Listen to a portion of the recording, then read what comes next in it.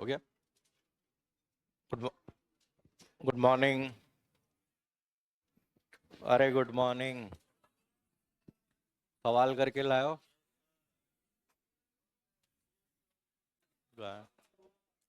हो गया पूरा। अरे सवाल कर लिए क्या कल वाला? हम्म। देखो, पिछली क्लास में हम एक एल्गोरिथम पढ़ रहे थे जिसका नाम है HRRN। ठीक है, जिसका नाम क्या था? हाईएस्ट रेस्पॉन्स, ठीक है, रेशियो नेक्स्ट। ठीक है, ये एल्गोरिथम हम लोग यहाँ पे डिस्कस कर रहे थे। तो बताओ, यहाँ पे इस एल्गोरिथम की जब भी हम बात करें तो क्राइटेरिया कौन सा होता है?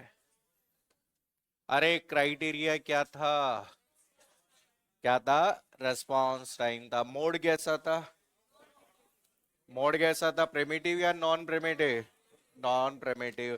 ठीक है, तो इसमें हमेशा क्या चेक करना है? Response time. देखो समझो, ठीक है, टोटल कितनी प्रोसेस गिवन थी आपको? अरे कितनी प्रोसेस थी? 5। ठीक है, हम कहते हैं कि टोटल आपको प्रोसेस आईडी गिवन है आपकी P1 process, P2, P3, P4 और P5। ठीक है, फिर इसके बाद में यहाँ पे इनका क्या दिया हुआ है? Arrival time. बताओ अराइवल टाइम कितना? Arrival time 0, 2, 4, 6, 8। ठीक है, इसके बाद में यहाँ पर इन सभी का बीटी। बीटी कितना? 3, 6, 4, 5, 2। ठीक है, अब चलो देखो। अब यहाँ पे देखो, इस एल्गोरिथम को कैसे सॉल्व करना है वो हमें समझना है। जल्दी से देख लो। ठीक है, इसमें हम लोग यहाँ पे हाईएस्ट रेस्पॉन्स रेशियो नेक्स्ट है, तो यहाँ पर हम कहते हैं कि इस केस में अगर आपको रेस्पॉन्स टाइम निकालना है तो रेस्पॉन्स टाइम का जो फॉर्मूला होता है, बताओ रेस्पॉन्स टाइम का फॉर्मूला क्या होता है? ठीक है, W plus S upon S। ठीक है, W का मतलब वेटिंग टाइम, S का मतलब बस टाइम। हम कहते हैं कि बस टाइम, या इसी को कौन सा टाइम भी कह सकते हैं? Service time. देख, अब देखो समझो, इसमें हमने कहा कि जब भी एक से ज्यादा प्रोसेस हो तो उनमें से वो प्रोसेस यहाँ पर शेड्यूल पहले होगी जिसका रेस्पॉन्स टाइम क्या हो? ज्यादा या कम? अरे रेस्पॉन्स टाइम ज्यादा या कम? ज्यादा। अब देखो समझो, जीरो पे देखो, बताओ जीरो पे कौन सी प्रोसेस? कौन सी process? Mode primitive, non primitive? Non primitive. तो P1 कहां तक चलेगा? 3 तक। तो P1 कंप्लीट हो गया। अब यहां पे देखो, P आपके 3 तक केवल कौन सी प्रोसेस आई?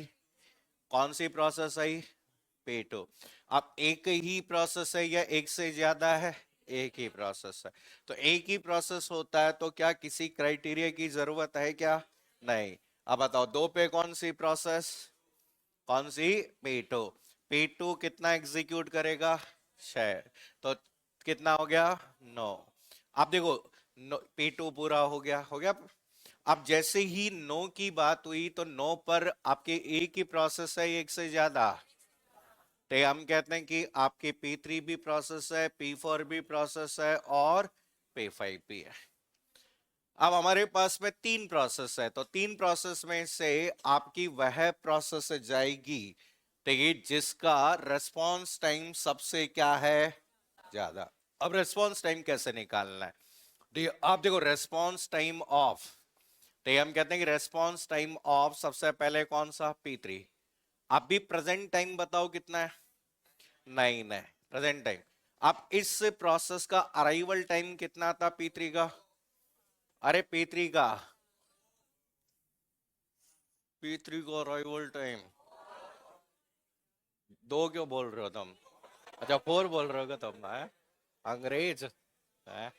अंग्रेज हो गए सारे के सारे, है? कितना आ गया? 5/4। इसको लिखेंगे तो 2 पॉइंट, हाँ, 1 पॉइंट 1.25। अच्छा, अच्छा प्लस करना है क्या? अरे बताओ कितना आ गया?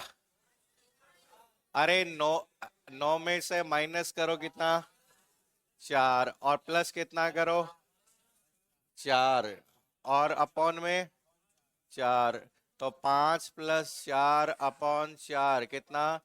नौ, नौ, 9/4, 2.25, ठीक है।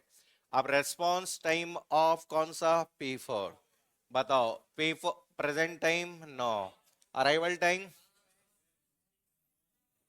अराइवल टाइम 6, ठीक है, प्लस कितना? बस टाइम कितना? 5, अपॉन में कितना? 5, बताओ, ठीक है, 3 + 5 अपॉन कितना? 5, 8/5 कितना आया? 1, 5 एकम 5 और 1 6। Response time of process P5, 9 minus कितना? 8, 8 + 2, 8 + कितना? अरे दो ही है, नहीं है? दो, अपॉन कितना? 2 कितना? 8 + 2 + 2, यही है क्या? अरे एक, 1 + 2, क्यों?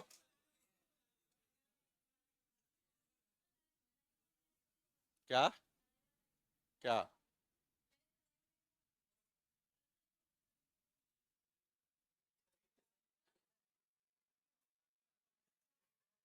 बताओ। 3/2 वेटिंग टाइम आने के बाद से वेट करते हैं या घर से निकलते ही वेट चालू हो जाता है? आने के बाद में तो होगा कि भाई आपका वेटिंग टाइम कब होगा। जैसे हम कहते हैं कि मैं घर से 9 बजे निकला, और भाई घर से 9 बजे निकला, तो ये थोड़ी कहोगे कि मैं 9 बजे से वेट कर रहा हूँ। ठीक है, जहां पहुंचेंगे कब? 11 बजे पहुंचे, तो वेट कितनी बजे से शुरू होगा? 11 बजे से। तो यहां पर हमेशा याद रखना 3/2, बताओ कितना? 1.5। अब तीनों में से देखो सबसे ज्यादा कौन, किसका है? P3 का। तो इन तीनों में से कौन सी प्रोसेस जाएगी? P3 जाएगी। P3 का कितना है? तो नोड 4 कितना? 13। ये P4 का कितना था? 5 था। P3 हो गया। अब हमारे पास में यहां से P3 तो चला गया, ठीक है, P3 चला गया ना। अब कितना, कौन कौन सी प्रोसेस बच गई? P4 और P5। फिर से इन दोनों में से वो प्रोसेस जाएगी जिसका रेस्पॉन्स टाइम क्या होगा? ज्यादा। अब बताओ प्रेजेंट टाइम कितना है? प्रेजेंट टाइम कितना है? 13। 13 में से P4 का कितना अराइवल टाइम? 6। 13 - 6 प्लस कितना? 5/5, ठीक है, 7 और 5, 12/5, 5 दूनी 10, 4। इसका बताओ P5 का कितना है? 13 - 8 अपॉन में प्लस में 2 अपॉन में 2, कितना हो गया? 8 और 5 13, 5 और 2 7, 7/2, ठीक है, 3.5। बताओ ज्यादा किसका है? P5 का। तो P5 को पहले कर दो। 13 और 2 15, फिर कौन सा बच गया? केवल P4। 15 और 5 20, बस। बस केवल इसमें देखो इतना सा है कि अब रेस्पॉन्स टाइम आपको कैलकुलेट, अब बताओ सीटी तो कर सकते हो। अब तो ये क्या ही है, फॉर्मेलिटी। अब 3, ये कितना हो गया? 9, ये कितना? 13, ये कितना हो गया? 20, और ये कितना? 15। बाकी दोनों चीजें निकाल के बता दो, उत्तर क्या आएगा? ठीक है, टीएटी निकालना है। टीएटी बताओ। 3, ये कितना? 7, ये कितना? 9, ये कितना? 14, ये कितना? 7। ठीक है, डब्ल्यू टी बता दो। 3 - 3 0, 7 - 1 1, 9 - 4 5, 14 - 5 9, 7 - 2 5, बस। बताओ इनको जोड़ेंगे तो कितने आएंगे? 7 और 7 14, और 14 28, 28 और 23 31, और 9 40, 40 आएगा। 40/5, 8 पंचो 40, 9 और 5 14, और 5 20, और 1 21, 21/5। हाँ, 20 आएगा क्या? 9 और 1 10, अच्छा 20। 20 बट्टे कितना? 5, कितना आ गया?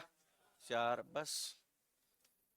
देखो यहां से आप लोगों से डायरेक्टली, इसमें बस क्राइटेरिया ध्यान रखना है आपको कि हर जगह हमें अलग अलग तरह के क्राइटेरिया दिया गया है, अलग अलग तरह के एल्गोरिथम में हम यूज करेंगे। बस हमेशा ये ध्यान रखना है कि यहाँ पे जो कंसेप्ट है वो यूज कर सकते हैं। तो ज्यादा से ज्यादा इसमें से कोई सवाल बनेगा तो सवाल कैसे बन जाएगा? हाईएस्ट रेस्पॉन्स रेशियो नेक्स्ट के अंतर्गत ते रेस्पॉन्स टाइम में किस तरीके से बता सकते हो? तो फॉर्मूला आ जाएगा W+S/S, W-S/S, W, ठीक है, +S इंटू ऐसा फॉर्मूला दे देंगे। और फॉर्मूला देकर पूछ लेंगे कि भाई भाई फॉर्मूले के बेस पर की क्या होता है। बस हमें बस इतना सा ध्यान रखना है, ये लाइन आपने लिख रखी है कि जब भी आपके पास में एक से ज्यादा प्रोसेस होती है तो उनमें से वह प्रोसेस पहले जाएगी जिसका रेस्पॉन्स टाइम क्या होगा? ज्यादा होगा। ठीक है, तो बस ये ध्यान रखना है, ये नोट कर लो।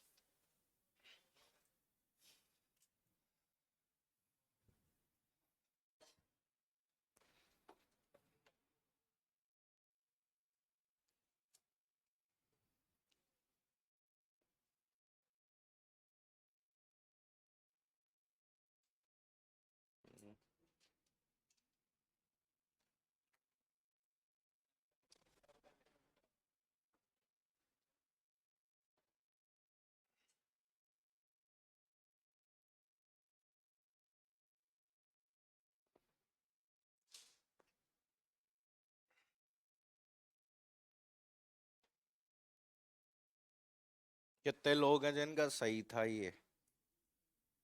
एक जना बस? दो? कहां से किया है? कहां से है? हम्म? अच्छा, ऑनलाइन सीखा था। हम्म? हम्म? अच्छा, तूने सिखाया था? चलो।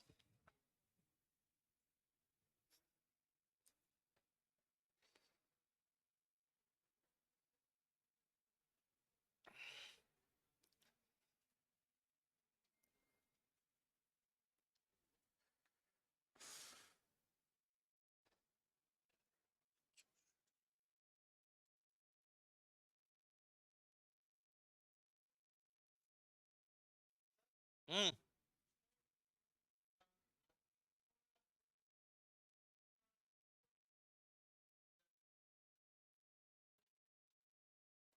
किसमें?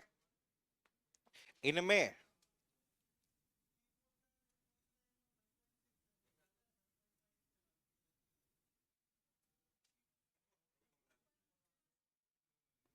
अच्छा, ऊपर वाले में?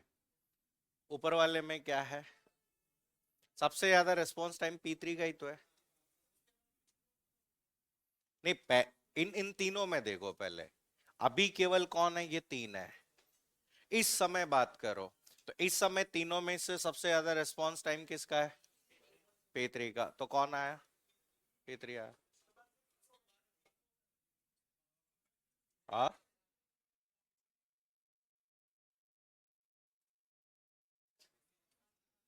क्या किया तुमने?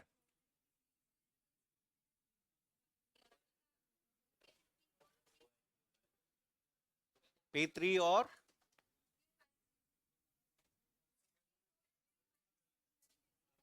इन दोनों की बात कर रहे होगे तुम?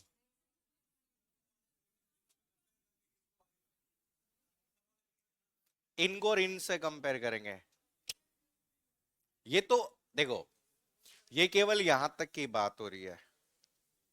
जब यहां तक की बात हो रही है ना तो यहां तक ये देखा जाएगा कि इन तीनों में से कौन सा है। तो अब इसके बाद तो आगे जब बात होगी तो फिर ये तो चला ही गया ना P3। अब बात होगी जो बचे हुए उसमें से।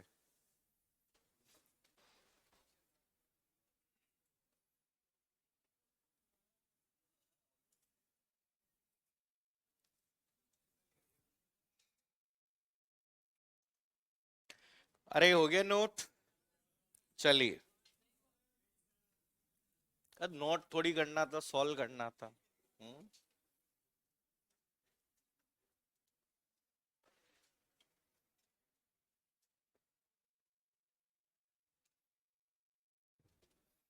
देखो अब, पिछली बार ठीक है प्रोसेस मैनेजमेंट में से जो सवाल आया, डायरेक्ट सवाल पूछ लिया गया था कि प्रोसेस स्टेट आपके डायग्राम में कुल कितने स्टेट होते हैं। तो अब इस बार पूरी संभावना है कि या तो शेड्यूलर का क्वेश्चन आएगा, long term scheduler, short term scheduler, या फिर आपके यहाँ पे मिड टर्म शेड्यूलर।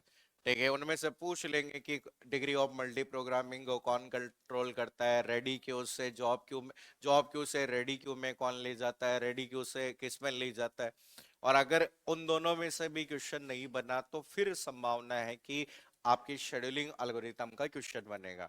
उसमें भी क्वेश्चन आपका जरूरी नहीं है न्यूमेरिकल, और थ्योरेटिकल क्वेश्चन भी बनते हैं, जिसमें आपका जैसे मान लो एक साइड में एल्गोरिथम के नाम दे दिए और एक साइड में आपसे पूछ लिया गया क्राइटेरिया क्या है।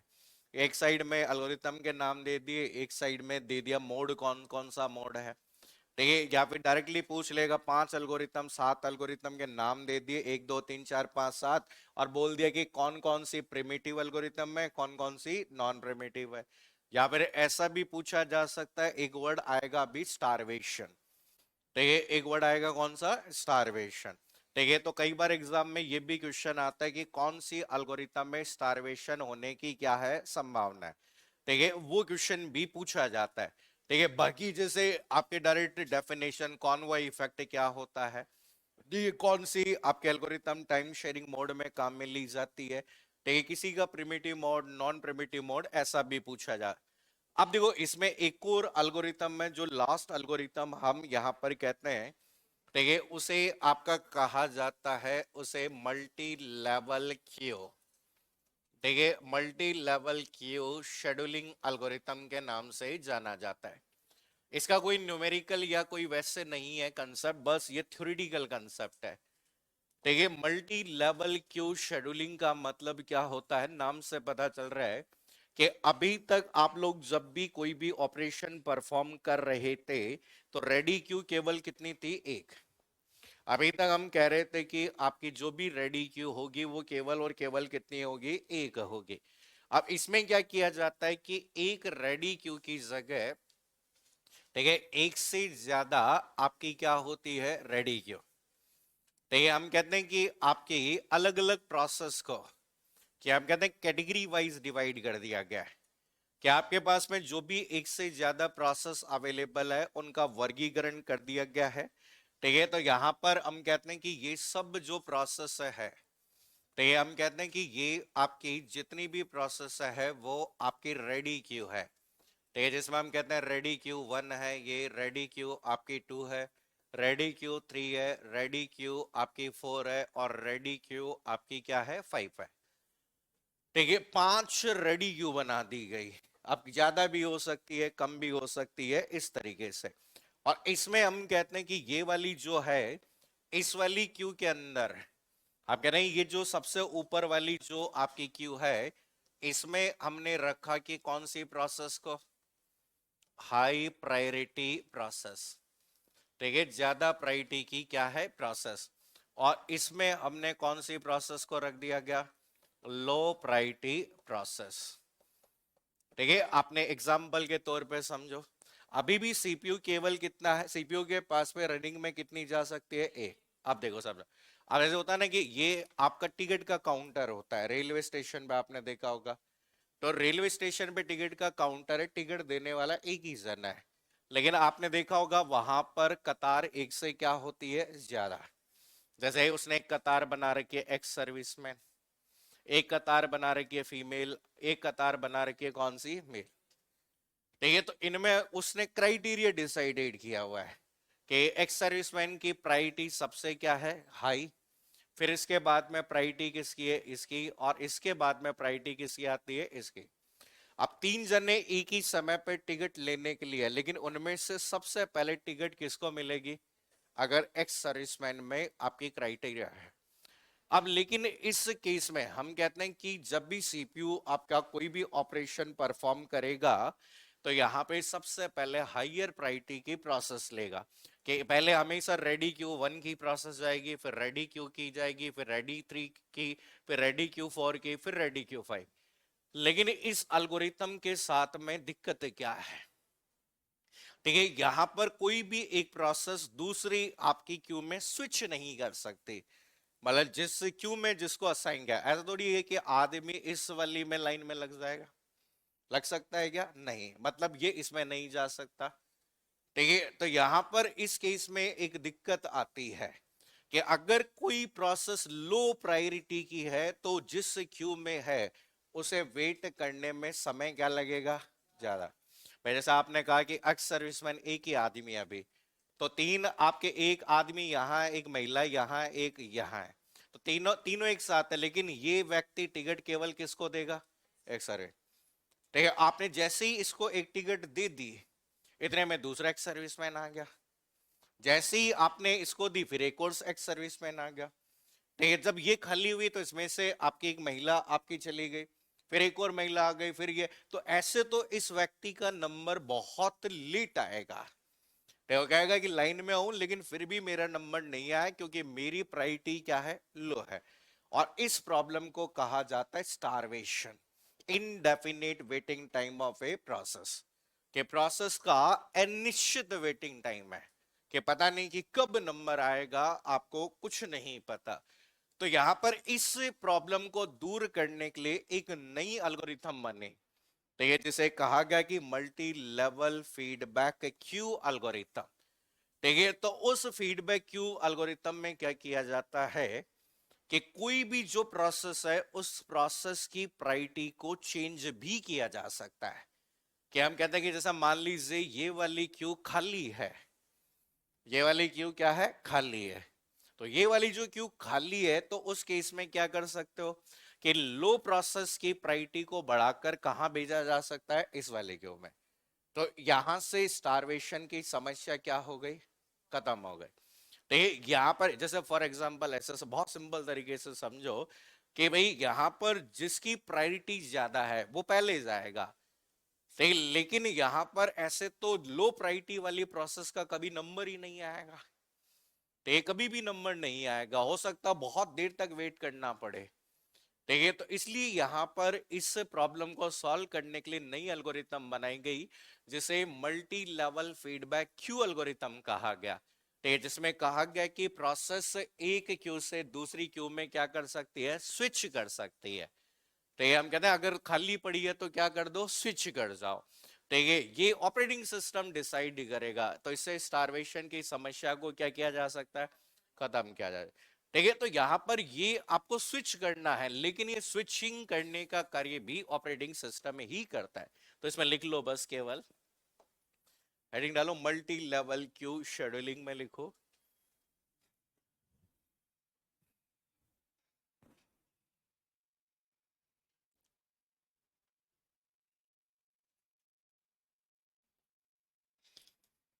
इसमें लिखो इस एल्गोरिथम में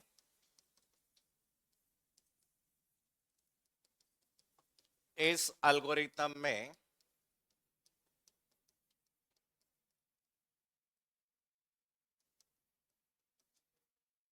प्रोसेस की प्रायोरिटी के आधार पर इस एल्गोरिथम में प्रोसेस की प्रायोरिटी के आधार पर प्रोसेस की प्रायोरिटी के आधार पर विभिन्न प्रकार की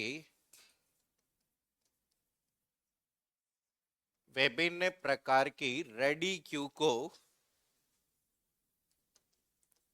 रेडी क्यू को रेडी क्यू को बनाया जाता है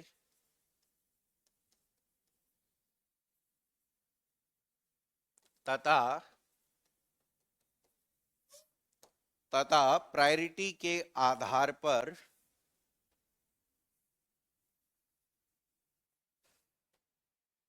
प्रायोरिटी के आधार पर प्रोसेस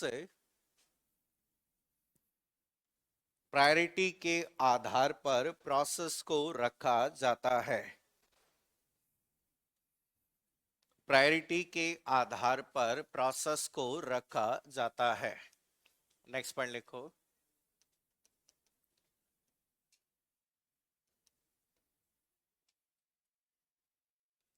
उच्च प्रायोरिटी की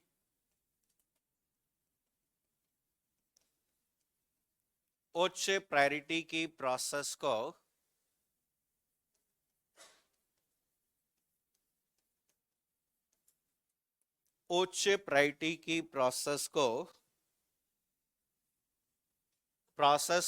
टॉप लेवल रेडी क्यू,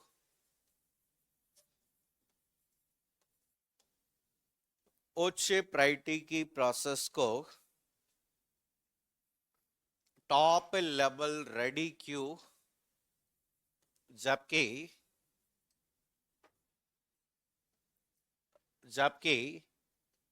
निम्न प्रायोरिटी की प्रोसेस को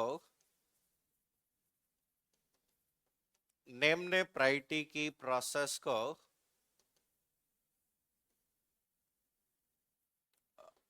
निम्न प्रायोरिटी की प्रोसेस को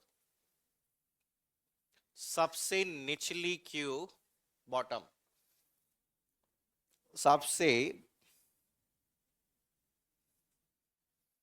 सबसे बॉटम रेडी क्यू में रखा जाता है। रेडी क्यू में रखा जाता है। रेडी क्यू में रखा जाता है। Next point. यह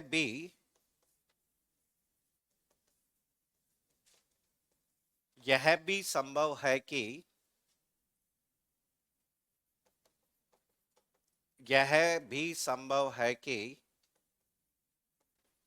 प्रत्येक रेडी क्यू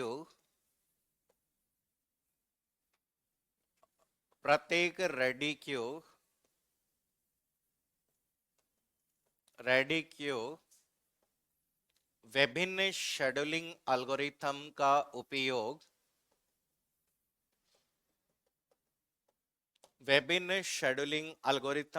उपयोग कर सकती है।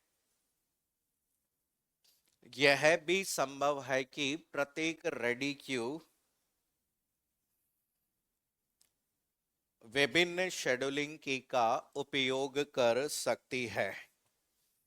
तो हम कहते हैं कि यहां पर आपका जरूरी नहीं होता कि सारी की सारी रेडी क्यू में शेड्यूलिंग एल्गोरिथम क्या हो, सेम हो सकता है ये एफसीएफएस यूज करता है, ये एसजेएफ यूज होता है, ये एसआरटीएफ, ये राउंड रॉबिन, ये एलआरटीएफ, डिपेंड करता है कि यहाँ पे अलग अलग क्यू के लिए अलग अलग मापदंड हो सकते हैं। ठीक है, नेक्स्ट पॉइंट लिखिए।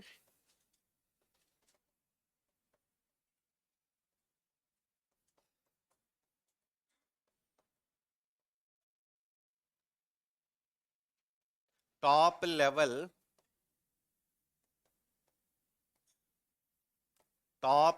रेडी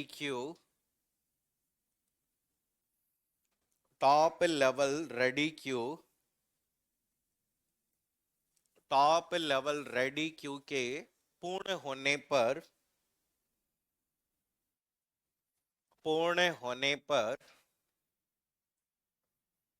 अगली रेडी क्यू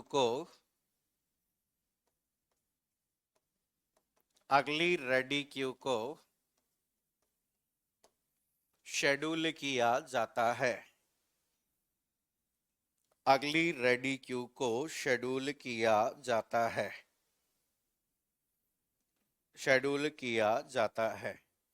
तो हम कहेंगे इस तरीके से हम कहते हैं कि एक क्यू के पूरा होने पर कौन सी क्यू आती है, दूसरी क्यू के बाद तीसरी। अगर इस तरीके से हम ऐसा करेंगे तो यहाँ पे हम कहते हैं कि देयर इज अ पॉसिबिलिटी कि इस क्यू के लोगों को इस क्यू की प्रोसेस को वेट क्या करना पड़े, ज्यादा। तो नेक्स्ट पॉइंट लिखो।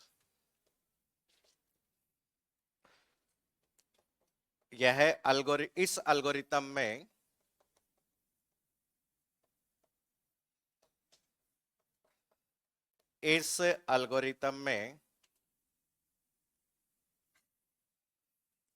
एल्गोरिथम में स्टारवेशन, इस एल्गोरिथम में स्टारवेशन की समस्या होती है। इस एल्गोरिथम में स्टारवेशन की समस्या होती है। तो याद रखिए कि स्टारवेशन में हमेशा एक पॉइंट याद रखना कि इनडेफिनेट, देखिए indefinite waiting time of a process, किसी भी प्रोसेस का इनडेफिनेट वेटिंग टाइम क्या कहलाता है? स्टारवेशन। भाई पता ही नहीं कितनी देर तक वेट करना है। तो हम कहते हैं हर चीज का समय निश्चित होता है कि भाई ऐसा थोड़ी है कि भाई आप अनिश्चित समय तक क्या करते रहें, वेट करते रहें। अगर मान लो कि हो सकता है कि फर्स्ट प्रोसेस में आपका पहली जो आपकी रेडी क्यू है, उस रेडी क्यू के अंदर आपके प्रोसेस की संख्या क्या हो, ज्यादा। अब अगर प्रोसेस की ज्यादा है तो पहले हमेशा प्रायोरिटी ज्यादा वाली प्रोसेस जाएगी। देखिए हम कहते हैं कि निश्चित समय, हर चीज का एक निश्चित समय, इसीलिए हमने एक वर्ड पढ़ा होगा टाइम क्वांटम। भाई आज टाइम क्वांटम क्यों डिसाइड किया गया है? अगर आप किसी चीज का टाइम क्वांटम नहीं डिसाइड करेंगे तो यहाँ पे जब प्रोसेस कंप्लीट हो तो हो सकता है कि उस समय हमें उस प्रोसेस की क्या नहीं हो, जरूरत ही नहीं हो। भाई आज हम रियल टाइम प्रोसेसिंग क्यों यूज करते हैं? भाई रियल टाइम प्रोसेसिंग का क्यों यूज किया जाता है? कि ताकि जो डेडलाइन दी गई है उस डेडलाइन में वो चीज क्या हो जाए, कंप्लीट हो जाए। अगर आपकी कोई प्रोसेस, अगर आपके पास में कोई डेडलाइन नहीं है, नहीं आपके पास कोई भी डेडलाइन नहीं है, तो यहाँ पर वो प्रोसेस कभी भी पूरी नहीं हो सकती। इसलिए हम कहते हैं ना हमेशा हमें हर चीज के साथ में डेडलाइन निर्धारित करनी होगी कि भाई हमें डेडलाइन, जैसे होता है ना कि आप आपके एग्जाम में जैसे 100 दिन है तो आपको डेडलाइन बनानी पड़ेगी कि मुझे इस सब्जेक्ट को इतने दिन में कंप्लीट करना है, इतने दिन में रिवीजन करना है। पहले अगर डेडलाइन नहीं है तो यहाँ पे हम कहते हैं कि स्टारवेशन का मतलब है कि indefinite waiting time of process, कि कोई समय निर्धारित नहीं है कि प्रोसेस कितना वेट करेगी। देखिए आपका, हम कहते हैं कि आपका हो सकता है कि प्रोसेस कुछ समय के बाद में भी हो सकता है, लेकिन यहां पर हम कह सकते हैं कि कोई जरूरी नहीं है कि अब स्टारवेशन आपको दो, आप रोकने का एक ही तरीका है कि प्रोसेस का टाइम क्या कर दो, निर्धारित कर दो। मैं अगर हर क्यू का निर्धारित समय होगा तो इससे एटलीस्ट आपको पता चलेगा कि भाई प्रोसेस को कंप्लीट करने में कितना वेट और करना है। अगर आप निश्चित नहीं समय करेंगे, डिसाइड नहीं करेंगे, तो हम कह सकते हैं कि अन्य सभी प्रोसेस है वो भी क्या होगी ये। तो यहाँ पे एक पॉइंट और याद रखना कि आपका, ठीक है, आपका टू सॉल्व प्रॉब्लम, ठीक है, प्रॉब्लम ऑफ स्टारवेशन, देखिए स्टारवेशन इन मल्टी लेवल क्यू शेड्यूलिंग, ठीक है, मल्टी लेवल फीडबैक। तो ये हम कहते हैं कि ये पॉइंट बस इतना सा याद रखना कि मल्टी लेवल, ठीक है, feedback, feedback queue scheduling algorithm, scheduling algorithm is used, ये याद रखना कि हमेशा ध्यान रखिए कि यहाँ के मल्टी लेवल, ठीक है, मल्टी लेवल क्यू शेड्यूलिंग की जब भी हम बात करेंगे, ठीक है, तो यहाँ पर हम आपकी नई एल्गोरिथम यूज कर ली और उस एल्गोरिथम का नाम था multi level feedback queue scheduling. इसमें क्या होता है कि हम कहते हैं कि एक प्रोसेस दूसरी प्रोसेस से, एक रेडी क्यू से प्रोसेस को दूसरी रेडी क्यू में क्या किया जा सकता है, स्विच किया जा सकता है। अगर आप स्विच कर सकते हैं मतलब लो प्रोसेस की प्रायोरिटी को क्या कर रहे हैं, बढ़ा रहे हैं। ठीक है, लो प्रोसेस की प्रायोरिटी को अगर आपने बढ़ा दिया तो यहां पर ये जो स्टारवेशन है उसकी समस्या कभी भी नहीं होगी। तो ये सारी की सारी जो एल्गोरिथम है वो आपको ध्यान रखनी है। कि एग्जाम में आपके क्वेश्चन आ सकता है, थ्योरेटिकल क्वेश्चन आ सकता है। तो ये आपके अगर नेट गेट लेवल तक का भी कोई न्यूमेरिकल आता है तो आप आसानी से कर सकते हो। बस कंसेप्ट हमें यहाँ पर क्या होने चाहिए, ध्यान होने चाहिए। जल्दी से नोट कर लो।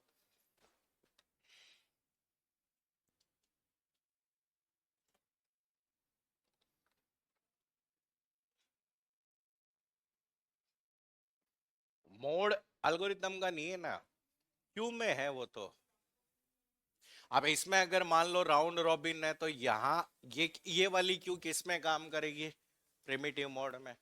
अगर यहाँ एफ सी एफ एस है तो ये है, तो क्यू पे डिपेंड करता है कि कौन से, क्योंकि एक रेडी क्यू में एक क्यू आपके रेडी क्यू में कोई ना कोई एल्गोरिथम तो होगी। आप कौन सी एल्गोरिथम का यूज कर रहे हो उस पर डिपेंड करता है।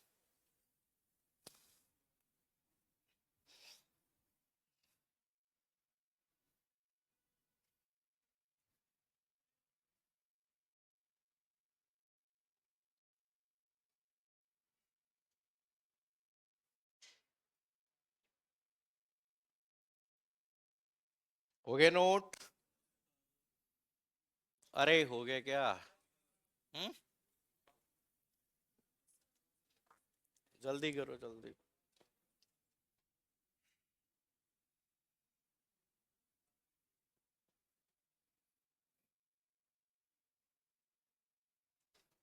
हो गए नोट? चलिए,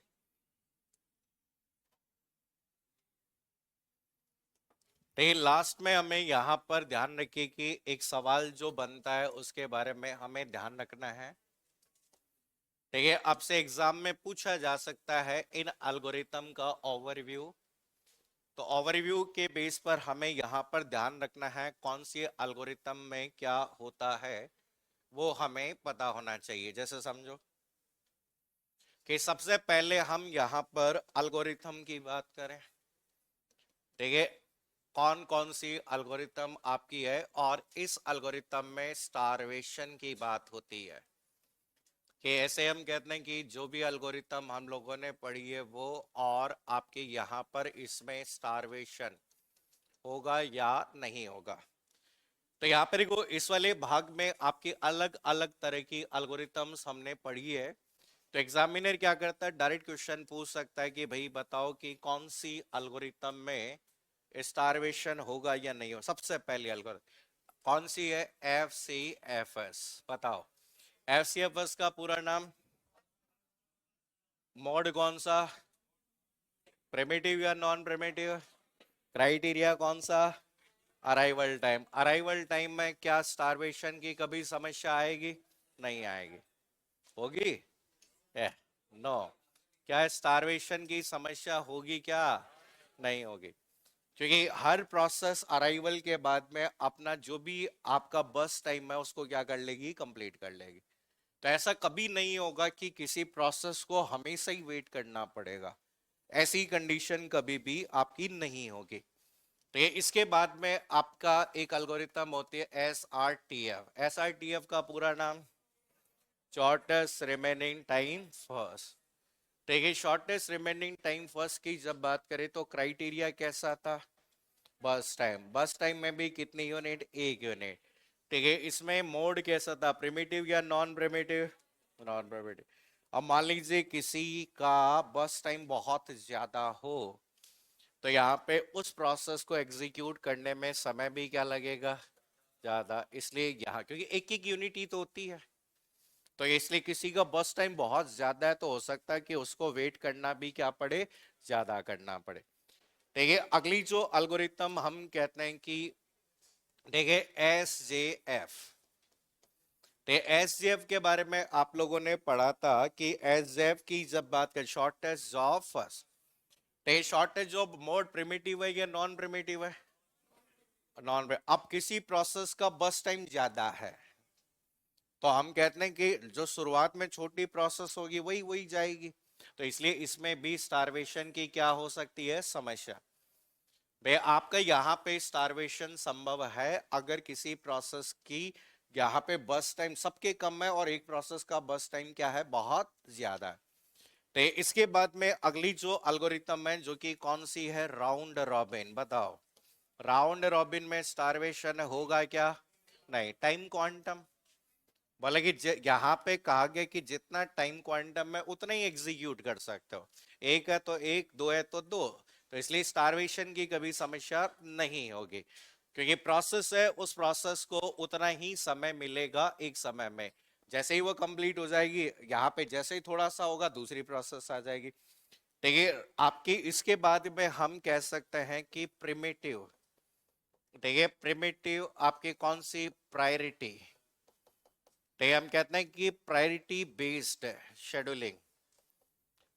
देखिए प्रायोरिटी बेस, आप देखो यहाँ पे प्रायोरिटी के बेस पर हम कहते हैं कि किसी प्रोसेस की प्रायोरिटी बहुत कम है तो उसे समय ज्यादा लगेगा या कम लगेगा?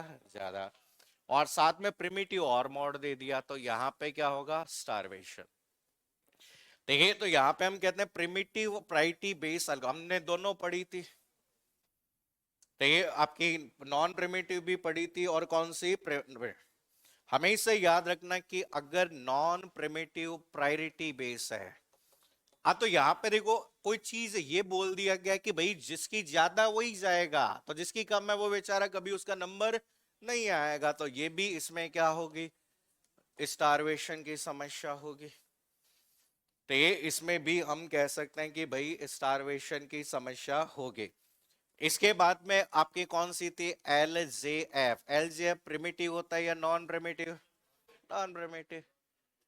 तो लॉन्गेस्ट जॉब फर्स्ट की जब बात करें तो नॉन प्रिमिटिव होता है, तो हम कहते हैं भैया जिसकी ज्यादा है उसी का नंबर आएगा। हम कहते हैं एक क्राइटेरिया डिसाइड कर दिया कि जो जिसका बस टाइम ज्यादा वही वो बार बार जाएगा, तो कम वाले का नंबर नहीं आएगा, इसलिए इसमें भी क्या होगा? स्टारवेशन। देखिए इसके बाद में अगली जो एल्गोरिथम हमने पढ़ी जो कि कौन सी थी? एलआरटीएफ।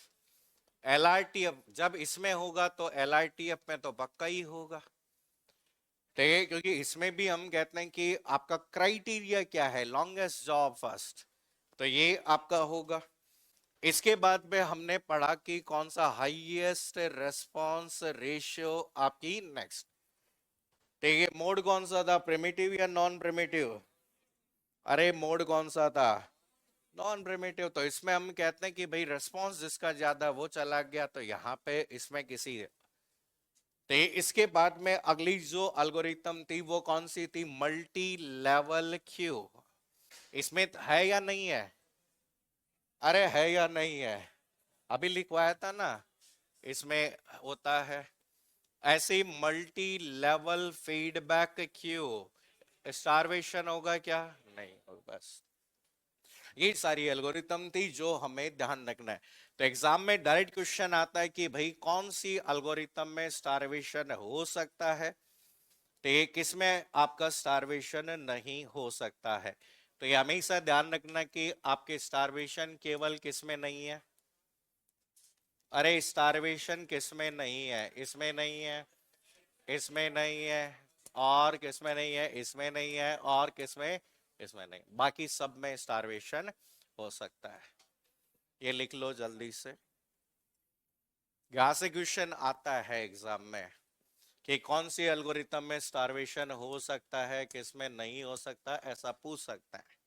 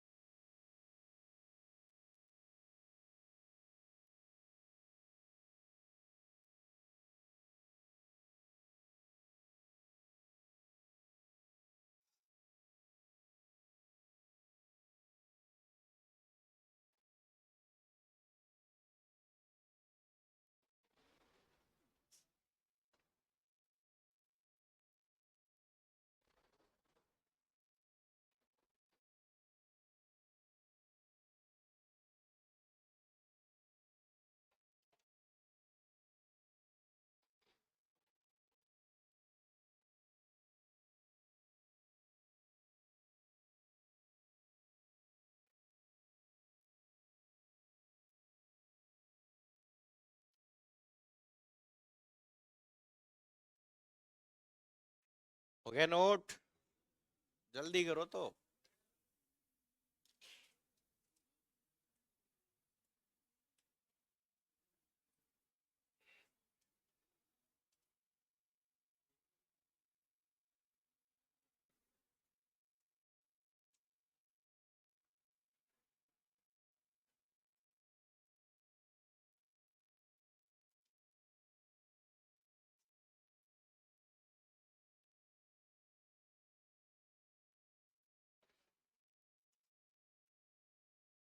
हो गया नोट?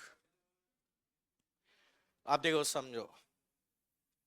ठीक है, अब एक प्रॉब्लम में आपके यहाँ पे थी कि हमने कहा कि किसी भी प्रोसेस का इनडेफिनेट वेटिंग टाइम, ठीक है, किसी भी प्रोसेस का इनडेफिनेट वेटिंग टाइम जो होता है वो क्या कहलाता है? स्टारवेशन।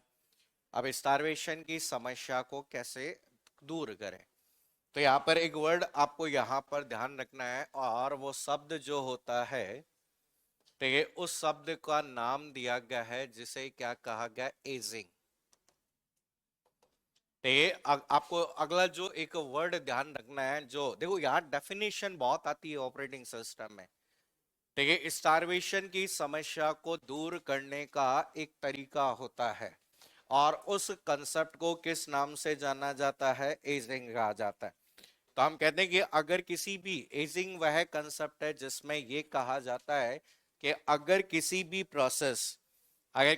प्रोसेस का वेटिंग टाइम अगर बढ़ा दिया गया, अगर किसी प्रोसेस का वेटिंग टाइम अगर इंक्रीज होता है, तो हम कहते हैं कि प्रोसेस की जो प्रायोरिटी होती है वो भी क्या होती है? इंक्रीज होती है।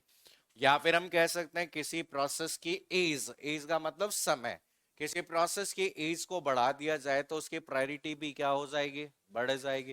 भाई जैसे समझो कि भाई आप खड़े हो कौन सी लाइन के अंदर? आदमी वाली लाइन में। तुम्हारी उम्र बढ़ा दी जाए तो तुम सीनियर सिटीजन में जा सकते हो? तो तुम इंतजार, भाई तुम्हारा नंबर इसीलिए तो नहीं आ रहा था क्योंकि तुम प्रायोरिटी कौन सी थी? Low priority. अब लेकिन तुम्हारी एज को बढ़ा दिया गया, तो जैसे ही तुम्हारी एज 30 से लेकर 65 कर दी गई, तो तुम वहां से उस कैटेगरी से कहाँ शिफ्ट हो गए? Senior citizen. और सीनियर सिटीजन का मतलब तुम्हारी प्रायोरिटी क्या हो गई? बढ़ गई। यही कंसेप्ट होता है जिसे क्या कहा गया है? एजिंग कहा गया। तो लिख लो इसमें एक पॉइंट,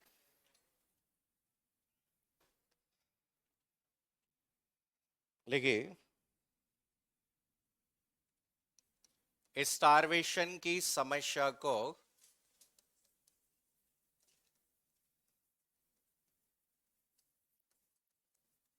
स्टारवेशन की समस्या को दूर करने के लिए, स्टारवेशन की समस्या को दूर करने के लिए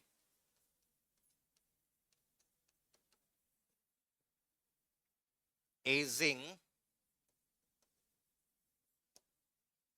स्टारवेशन की समस्या को दूर करने के लिए एजिंग का कंसेप्ट है, एजिंग के कंसेप्ट का उपयोग किया जाता है।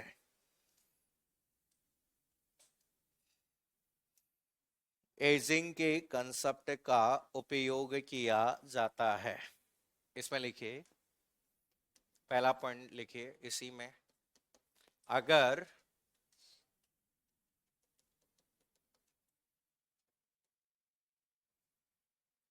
अगर एक प्रोसेस का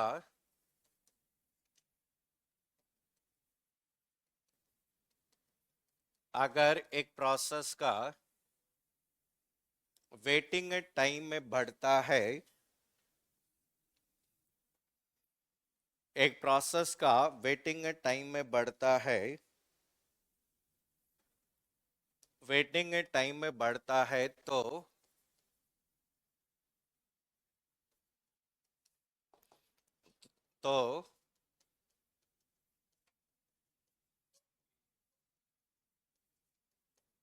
तो प्रोसेस की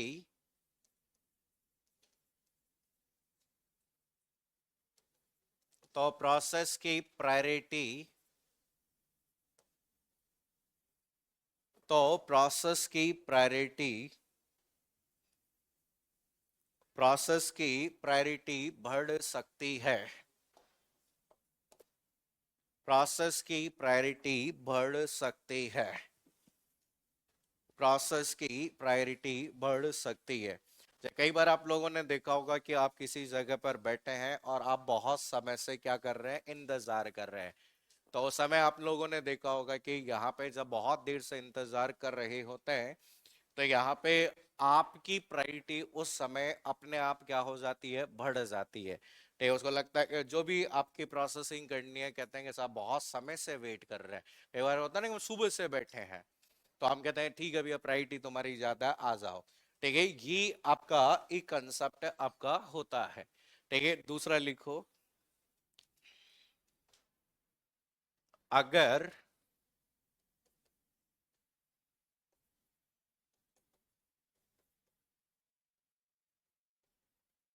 अगर प्रोसेस की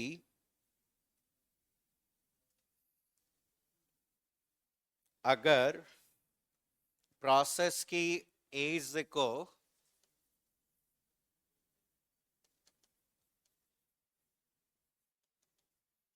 अगर प्रोसेस की एज को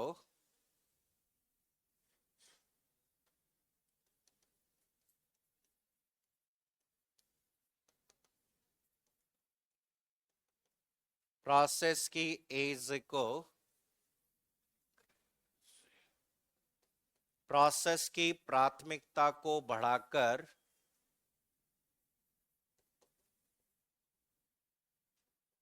प्रोसेस की प्राथमिकता प्रायोरिटी अगर प्रोसेस की एज को प्रोसेस की प्रायोरिटी बढ़ाया जाता है बढ़ाया जाता है बढ़ाया जाता है तो प्रोसेस से निश्चित रूप से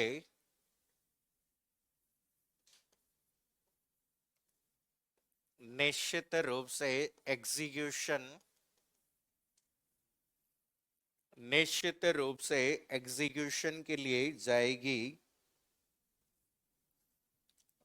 निश्चित रूप से एग्जीक्यूशन के लिए जाएगी तथा स्टारवेशन की समस्या को स्टारवेशन की समस्या को स्टारवेशन की समस्या को दूर किया जा सकता है स्टारवेशन की समस्या को दूर किया जा सकता है। तो यहां पे देखो, इसमें हम कह सकते हैं कि अगर आप किसी भी प्रोसेस की एज को इंक्रीज कर दें, किससे, उसकी प्रायोरिटी को बढ़ाकर, तो यहाँ पर प्रोसेस निश्चित रूप से आपके एग्जीक्यूशन को क्या करेगी, कंप्लीट करेगी। तो हमेशा याद रखना कि आपके, अगर हम, ये तो एक पॉइंट था। ठीक है, आजकल हमें याद रखना कि आपका मोस्ट ऑफ ऑपरेटिंग सिस्टम, ठीक है, हम कहते हैं कि ज्यादातर ऑपरेटिंग सिस्टम इज इम्प्लीमेंटेड, ज्यादातर ऑपरेटिंग सिस्टम को किसके द्वारा क्रियान्वित किया जाता है।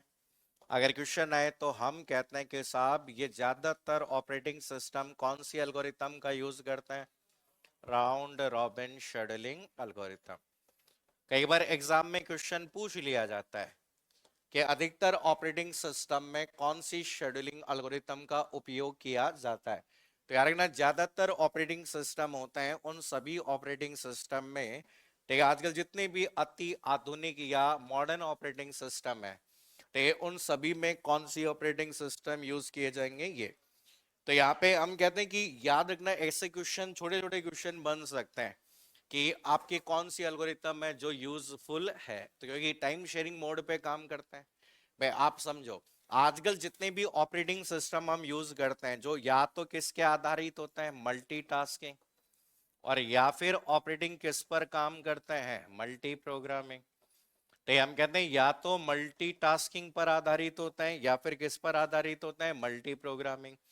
और ये मल्टीटास्किंग और मल्टी प्रोग्रामिंग जो है, ठीक है, दोनों ही लॉजिकल एक्सटेंशन माने जाते हैं। वो किसके एक्सटेंशन माने जाते हैं? टाइम शेयरिंग के। ये लिखवाया था मैंने कि टाइम शेयरिंग मोड का यूज करते हैं ये दोनों। ये लिख लो।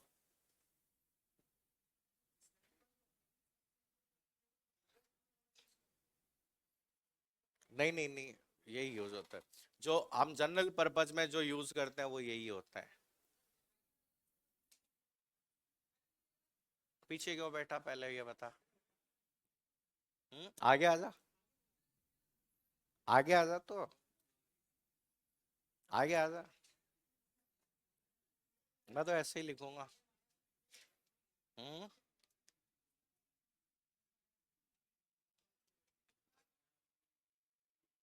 यूज।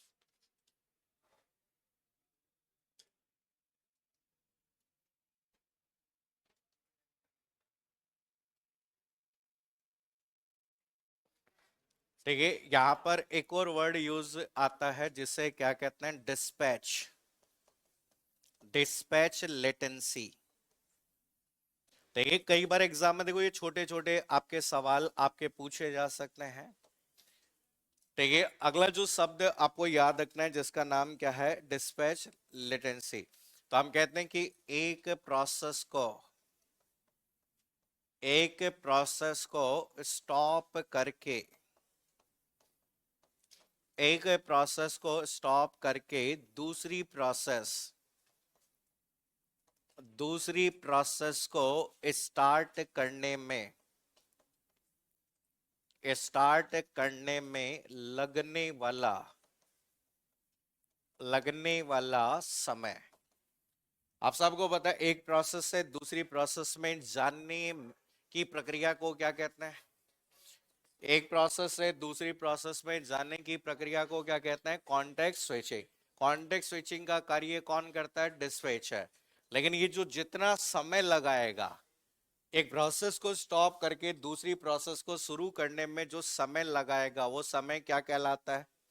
डिस्पैच लेटेंसी कहलाता है।